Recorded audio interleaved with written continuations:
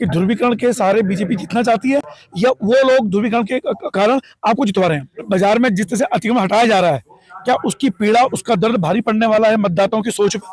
गजराज सिंह बिष्ट जी जब ओबीसी थे, उनको टिकट देने के लिए दावेदारी पेश करवाई गई, कार्यकर्ताओं के साथ हो गया, फिर लोगों ने कहा कि उनको ना टिकट मिले, इसके लिए समर सीट कर दी गई है कि माननीय मुख्यमंत्री और गजराज सिंह जी के बीच में थोड़ा सा कुछ तनाव स्थिति थी पहले, क्या अब वो डायल्यूट हो चुकी है? अब उस जो सीट युद्ध था अब वो शांत हो चुका है? ये मुख्यमंत्री जी ने वो 16 तारीख को यहाँ पर आने वाले हैं। मैं उस रैली का संयोजक के नाते भी आपको आमंत्रित कर रहा हूँ, आप भी उस रैली में आइएगा। मुख्यमंत्री चाहते हैं कि ये सीट आराम से जीते हम लोग, और गजराज सिंह बिष्ट जी के ऊपर उनका हाथ है सर, वो भीतरघात की संभावना लगातार बढ़ती रहती है। कोई गजराज सिंह छोटा नाम तो है नहीं, आने से बाकी जो कार्यकर्ता बड़े खुश हैं, लेकिन कुछ लोगों की अपनी महत्वाकांक्षाएं थी वो धराशायी हो चुकी है, तो लगता है कि वो थोड़ा घबराए हुए हैं और भीतरघात की संभावना बढ़ जाएंगी। हाय, मैं रवि के बिंदास बोल रहा हूं, आपका स्वागत है। हमारे सामने मौजूद है राजेंद्र बिष्ट जी, महामंत्री बीजेपी। सर कैसे हैं? बढ़िया, आशीर्वाद है सब। सर इस समय बीजेपी का क्या माहौल लग रहा है? क्योंकि ऐसा लग रहा है कि ध्रुवीकरण के सहारे बीजेपी जीतना चाहती है या वो लोग ध्रुवीकरण के कारण आपको जितवा रहे हैं?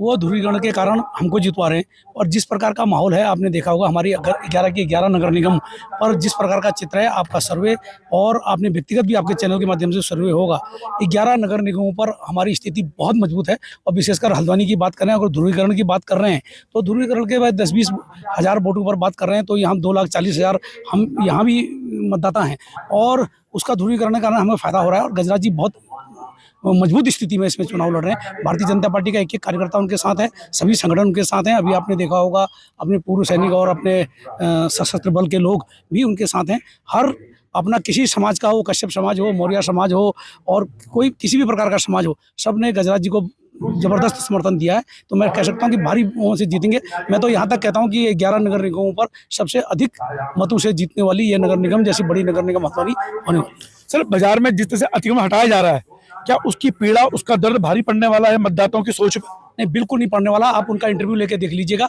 लोगों को विकास चाहिए। जैसे जैसे शहर का दबाव बढ़ रहा है, जैसे जैसे गाड़ियां बढ़ रही हैं, दबाव बढ़ रही है, जनसंख्या का दबाव बढ़ रहा है, तो वो आवश्यक चीज़ें हैं। और कोर्ट का भी निर्देश है, भाई पार्टी की अलग बात नहीं है, लेकिन कोर्ट का निर्देश है कि ये चौड़ाई चौड़े होने चाहिए, सुंदर होने चाहिए। लोगों का जो आने जाने में सुविधा हो रही है, 3-3, 4-4 घंटे मरीज रास्ते में खड़े हो जाते हैं। 4 घंटे किसी के परिवार में कोई आकस्मिक घटना होती है तो 4-4 घंटे जाम लगता है। इसकी किसकी जिम्मेदारी है? भाई जिम्मेदारी सरकार की है, जिम्मेदारी प्रशासन की है, और हम एक आदर्श नागरिक की भी जिम्मेदारी है कि ये चौड़ाई चौड़े होने चाहिए, ताकि हमारी किसी प्रकार की अप्रिय घटना से हम लोग बचें। लेकिन सर जिस तरह से विपक्ष इसको मुद्दे को भुनाना चाहता है और कहीं ना कहीं भड़काना, उकसाना चाहता है, तो उस उकसावे से उनको कैसे बचाएंगे लोगों को? कुछ भी नहीं है। अब आप देखोगे हल्द्वानी के जितनी चौड़ीकरण के चौराहे हुए, एक मैं ये कुसुमपेड़ हल्द्वानी की बात कर रहा हूँ, बहुत बड़ी बिल्डिंग थी, अवैध रूप से थी, चूं तक नहीं हुई, और लोगों ने उसको पूरी मान्यता के साथ कहा कि चौड़ाकरण होना चाहिए। यदि हमारा नुकसान भी है, छोड़ रहे हैं लोग बाग, जिन्हें अवैध कब्जे कर रखे हैं या कहीं चौड़ा कर रखा, छोड़ रहे हैं, और ये उनकी आवश्यकता भी है, उनके आगे आने वाली पीढ़ियों के लिए भी ठीक है। और भारतीय जनता पार्टी की बात नहीं है, ये दबाव हल्द्वानी का जो जनसंख्या का दबाव है, जो वाहनों का दबाव है, वो कम होना ही चाहिए। सर मुझे एक चीज़ और पूछनी है कि गजराज सिंह बिष्ट जी जब ओबीसी थे, उनको टिकट देने के लिए दावेदारी पेश करवाई गई, कार्यकर्ताओं के साथ हो गया, फिर लोगों ने कहा कि उनको ना टिकट मिले, इसके लिए समर सीट कर दी गई है, फिर वापस गजराज जी को टिकट मिल गया, तो गजराज जी के लिए एकता है, कार्यकर्ताओं में जोश है? नहीं, हमारी जो 11 नगर निगम थी, उनके समीकरण के आधार पर भी दूसरी किसी हमारा जो नगर निगम था, उस पर भी कुछ ऐसा दबाव पड़ा कि कि कहीं ना कहीं हमको महिला करनी पड़ी, चेंज करनी पड़ी, उसके कारण हुआ। लेकिन किसी प्रकार का कोई योजनाबद्ध ये नहीं है कि इसको हमने ओबीसी से फिर सामान्य कराई। सामान्य एक स्वाभाविक प्रक्रिया थी, उसके निमित्त हुआ है। ये बीजेपी वास्तव में जीतना चाहती है सीट को? बिल्कुल जीतना चाहिए। सर जैसे ये कहा गया कि माननीय मुख्यमंत्री और गजराज सिंह जी के बीच में थोड़ा सा कुछ तनाव स्थिति थी पहले, क्या अब वो डायल्यूट हो चुकी है? अब उस जो सीट युद्ध था अब वो शांत हो चुका है? ये बिल्कुल अफवाह है, ये हमारे जो विपक्षी लोग हैं उनके द्वारा फैलाया गया है। मुख्यमंत्री जी मुख्यमंत्री हैं भाई, इस प्रदेश के वो मुखिया हैं, वो क्यों चाहेंगे कि किसी सीट पर उनका कोई नुकसान हो? मुख्यमंत्री जी ने पूरा जोर लगा रखा है, और स्वयं वो 16 तारीख को यहाँ पर आने वाले हैं। मैं उस रैली का संयोजक के नाते भी आपको आमंत्रित कर रहा हूँ, आप भी उस रैली में आइएगा। हम रोड शो कर रहे हैं, हम 1 बजे से एक रोड शो करने वाले हैं, और 3 बजे तक मुख्यमंत्री जी स्वयं उस पर आने वाले हैं। मतलब मुख्यमंत्री चाहते हैं कि ये सीट आराम से जीते हम लोग, और गजराज सिंह बिष्ट जी के ऊपर उनका हाथ है? बिल्कुल पूरा है। रात दिन उसकी चिंता कर रहे हैं। हम लोगों को भी, कार्यकर्ताओं को भी लगातार फोन कर रहे हैं। जनसभाओं पर, उस दिन नैनीताल की जनसभा वो करने वाले हैं, रुद्रपुर में वो आने वाले हैं, काशीपुर की जनसभा करने वाले हैं, यहाँ रोड शो भी करने वाले हैं, उसके बाद सभा भी करने वाले हैं। सर वो भीतरघात की संभावना लगातार बढ़ती रहती है। कोई गजराज सिंह छोटा नाम तो है नहीं, बहुत बड़ा नाम है, और उनके आने से बाकी जो कार्यकर्ता बड़े खुश हैं, लेकिन कुछ लोगों की अपनी महत्वाकांक्षाएं थी वो धराशायी हो चुकी है, तो लगता है कि वो थोड़ा घबराए हुए हैं और भीतरघात की संभावना बढ़ जाएंगी। नहीं, बिल्कुल मैं ये एक सिरे से इसको खारिज करता हूँ कि किसी प्रकार का भीतरघात है नहीं। भारतीय जनता पार्टी का कार्यकर्ता जब से वो शपथ लेता है कार्यकर्ता की, हम सब लोग कहीं ना कहीं प्रशिक्षित कार्यकर्ता होते हैं। हमारे यहाँ किसी प्रकार का ये होता कमल के फूल के अलावा हमें कुछ दिखता नहीं है, इसलिए कोई संभावना नहीं है। सर 60 वार्ड है, 60 वार्ड में लगभग 22 से 30 वार्ड तो मुस्लिम बहुल क्षेत्र है। कितने वार्ड पर आपको लगता है कि एक तरफा जीत रहे हैं आप लोग? मैं समझता हूं कि कम से कम 40 वार्ड हम बहुत अच्छी तरह से जीतने वाले हैं, ऐतिहासिक जीतने वाले हैं। 43 नंबर वार्ड की मैं अभी सभा करके आया, पता नहीं आप वहाँ थे या नहीं थे।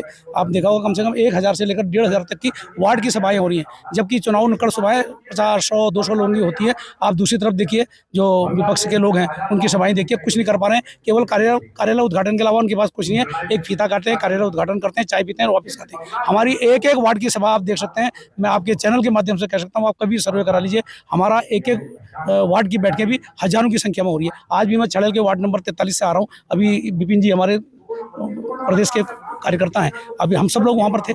1000 से 1500 की संख्या की थी। वार्ड के भी 400 से नीचे की संख्या का हमारा कोई नुक्कड़ सभा भी नहीं हो रही है। मतलब ऐतिहासिक जीत जो होने जा रही है, जैसा आप दावा कर रहे हैं कि 11 नगर निगमों में हल्द्वानी से टॉप में रहने वाली है। टॉप में रहने वाली है, ऐसा हम सबका विश्वास है। तो उसका श्रेय किसको जाएगा? मुख्यमंत्री जी को जाएगा या यहाँ के कार्यकर्ताओं को जाएगा? कार्यकर्ताओं को भी जाएगा, मुख्यमंत्री जी को भी जाएगा।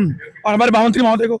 नहीं, मैं तो एक कार्यकर्ता ही हूँ। मेरी तो कार्यकर्ता की नाते पहचान है। बाकी मैं स्वयं कुछ नहीं हूँ। कार्यकर्ता के बल पर ही, एक संगठन के बल पर हमको संगठन चलाने का जिम्मा मिला, तो हम उसको चलाते हैं। सर एक अंतिम सवाल और एक अच्छा सवाल में शायद हो सकता है, जब ओबीसी सीट हुई थी तो क्या कभी किसी ने सपने में सोचा था, या आपने भी, कि गजराज सिंह का नाम आएगा और उनको टिकट मिलेगा? क्योंकि चुनाव की घोषणा से जब ये इलेक्शन से पहले गजराज सिंह का कहीं कोई नामो निशान नहीं था, अचानक से वो सामने आते हैं। तो क्या ये आपको अंदेशा था कि कभी ऐसा हो सकता है? अगर वो हुआ है तो क्या ये किसी चमत्कार की, किसी ऐतिहासिकता की तरफ बढ़ रही है? गजराज जी हमारे नेता हैं, बहुत पुराने कार्यकर्ता हैं, बहुत लंबा संघर्ष उन्होंने किया है इस पार्टी के लिए। जब ओबीसी की सीट आई तो ये जिक्र चला कि भाई ओबीसी में भी उनकी जाति आती थी। तो ओबीसी में जाति आने के बाद फिर उनको कहा कार्यकर्ताओं ने कि साहब आप भी अप्लाई करो, तो उन्होंने अप्लाई किया। तो जिस प्रकार की सिंपैथी मिली, मैं नहीं समझ सकता हूँ कि पहले किसी को मिली हो। कभी किसी को मिली बहुत जबरदस्त सिंपैथी मिली, और उसी का परिणाम है कि वो सिंपैथी अभी तक बनी है उनके साथ। आपका कार्यकर्ता मन भी उसमें उस धारा में बह गया? बिल्कुल, हमारा कार्यकर्ता ने मन बना लिया था उसी दिन कि गजराज जी को भारी बहुमत से जिताना है। बहुत बहुत धन्यवाद। फिलहाल आप देख रहे हैं रवि का बिंदास बॉल। उम्मीद करता हूं कि रिपोर्ट आप जो पसंद करेंगे, लेकिन गजराज सिंह जी का अचानक से प्रदेश में आना और छा जाना भाजपा के कार्यकर्ताओं के हल्द्वानी नहीं, पूरे उत्तराखंड में एक स्फूर्ति प्रदान करेगा। अगर गजराज जी जीतते हैं ऐतिहासिक रूप से, जैसा महामंत्री महोदय कह रहे हैं बीजेपी के, मुझे लगता है कि एक नया दृश्य देखने को मिल सकता है, और 2027 के लिए एक आसान जीत इस प्रदेश के लिए। बहुत धन्यवाद पीसी जी, आप धन्यवाद, बहुत बहुत आभार आपका। धन्यवाद।